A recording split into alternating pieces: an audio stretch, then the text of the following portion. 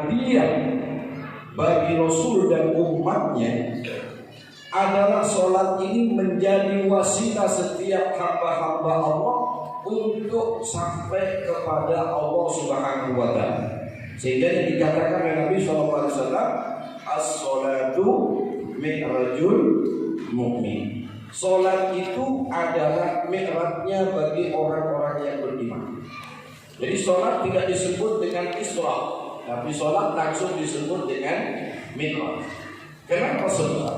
Kalau perjalanan Isra itu adalah perjalanan darat, perjalanan dari Masjidil Haram menuju ke Masjidil Aqsa. Kalau itu dikatakan mi'raj, mi'raj sendiri artinya tangga yang dilalui oleh Nabi SAW menembus langit sampai lapisan yang ketujuh, sampai ke Sidratul Muntaha, sampai kemudian berjumpa dengan Allah Subhanahu wa Ta'ala. Itu disebut dengan perjalanan mi'raj. Mi'rajnya Nabi SAW ini, sepakat ulama ahli sunnah wal jamaah mengatakan bahwa mi'raj yang dilakukan oleh kanjeng Nabi Muhammad SAW ini bukanlah merupakan mimpi, bukan pula perjalanan secara rohani saja, tidak, tetapi perjalanan Isra dan Mi'rajnya Nabi Muhammad SAW ini adalah perjalanan Nabi baik dari sisi rohaninya sekaligus jasmaninya. Ini yang disepakati oleh ulama ahlu sunnah. Jadi bukan Nabi itu mimpi naik ke langit, tidak. Nabi betul-betul berjalan, Nabi betul-betul diberangkatkan oleh Allah Subhanahu wa Ta'ala. Kenapa bisa yang seperti ini? Karena Nabi itu bukan berjalan dengan kemauannya sendiri, bukan karena kehendak hawa nafsunya. Wa ma yantiqu 'anil hawa in huwa illa wahyun yuha. Jadi Nabi itu diberangkatkan oleh Allah Subhanahu wa Ta'ala. Kalau itu diberangkatkan oleh Allah, maka yang maha kuasa, yang maha besar, yang hebat itu adalah Allah Subhanahu wa Ta'ala. Sekarang permasalahannya adalah ketika kita mengenal dan mempelajari tentang perjalanan Isra dan Mi'rajnya Nabi Muhammad SAW, maka pertama adalah engkau mengetahui hikmahnya, kemudian engkau meyakini akan kehebatannya. Di saat kita tadi mempelajari bahwa as-sholatu mi'rajul mu'min, dan Allah kemudian mengatakan lagi wasta'inu bis-sabri was-shalah. Jadi nanti kalau kemudian kita mempelajarinya, Allah mengatakan begini, dan jadikanlah olehmu wasta'inu bis-sabri was-shalah. Jadikanlah olehmu penolong.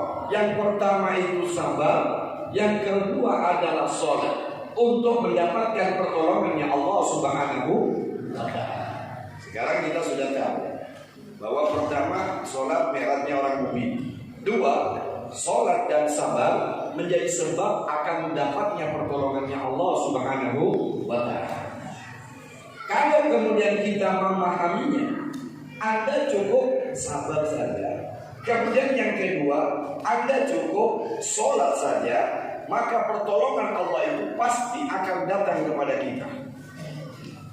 Nah, kadang-kadang orang awam kan tanya, mosok cuma sebegitu. Kan sudah kita jelaskan, Nabi itu diberangkatkan oleh Allah. Subhanalladzi asra, yang memberangkatkan seorang hambanya minal masjidil haram ilal masjidil aqsa. Berarti ada kekuatan besar yang memberangkatkan kanjeng Nabi Muhammad sallallahu alaihi wasallam. Sekarang Anda punya masalah, Anda punya hajat, Anda punya keinginan, Anda punya cita-cita yang kalau kita pikir dengan logika kita nggak mungkin kita mampu melakukannya, nggak mungkin kita menyelesaikannya. Maka kembalilah kepada ayat tadi, subhanalladzi asra bi 'abdihi laila. Allah memberikan jalan kepada kita sholat, Allah memberikan jalan kepada kita sabar, nanti tugas berikutnya bukan tugas kita, tetapi yang bekerja adalah kekuatan Allah Subhanahu wa taala. Idza arada syai'an an yakula lahu. Kira-kira jelas? Kira-kira jelas? Bujuran kan? Jelaslah. Aja kalau sudah jelas pulihkan aja sudah. Makanya kemudian ketika kita meyakini tentang Isra dan Mi'raj, enggak ada lagi yang berat bagi kita. Sebesar apapun masalah yang sedang kita hadapi, Allah Maha Besar. Sebanyak apapun penderitaan yang sedang kita alami, pertolongan Allah Maha luas.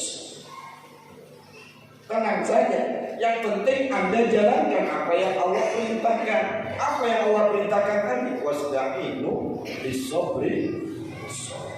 Sabarlah engkau, lalu dirikan olehmu sholat dengan sebenar-benarnya, maka engkau akan mendapatkan mukjizat sebagaimana mukjizat yang didapat oleh Nabi SAW.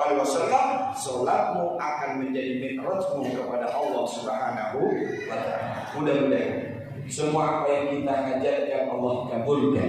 Semua yang menjadi permasalahan kita Allah selesaikan. Apa yang menjadi kesulitan kita Allah mudahkan. Ibaratkan Sayyidina Muhammad sallallahu alaihi wasallam. Yang kedua, salat ini merupakan satu rahasia penting untuk menjadi orang yang paling dicintai oleh Allah Subhanahu wa taala. Salat. Makanya kemudian siapakah orang yang paling dicintai oleh Allah? Kalau tadi yang pertama adalah orang-orang yang sabar dengan sholatnya, ini kelompok pertama. Tetapi ada kelompok yang kedua, lebih hebat lagi dari kelompok yang pertama. Siapa? Orang yang syukur dengan sholatnya. Yang pertama sabar dengan sholat. Yang kedua syukur dengan sholat. Ini yang Rasulullah SAW mengatakan, tidakkah aku boleh untuk menjadi abdan? Apakah aku tidak boleh untuk menjadi seorang hamba yang pandai bersyukur kepada Allah? Ketika Sayyidatina Aisyah radhiyallahu taala anha bertanya kepada Nabi SAW, ya Rasulullah, ngapain engkau sholat sampai kakimu bengkak, ya, matamu lebam, pipimu dan jenggotmu basah dengan tangisanmu dalam sholat? Bukankah Allah sudah mengampuni semua dosa-dosamu yang lalu? Maka kadama min dambi wa ma ta'akhir. Yang dahulu sudah Allah ampunkan, yang akan datang pun sudah Allah ampunkan. Nah terus ngapain engkau ya Nabi untuk engkau terus sholat sampai bengkak kakimu? Wajar kalau Nabi bengkak sholatnya, sampai bengkak kakinya dalam sholat. Kenapa? Yang dibaca Nabi itu hampir separuh daripada Al-Quran setiap kali sholat malam. Itu sholat sunnahnya Nabi. Memang 11 rakaat, yang 8 rakaat itu qiyamul lailnya, yang 3 rakaatnya sholat witirnya. Tapi bacaannya Nabi itu hampir sepertiga Al-Quran setiap malamnya. Jadi 1 rakaatnya itu lama. Lalu kita tidak. Ya Alhamdulillah, mudah-mudahan kita termasuk orang-orang yang istiqomah.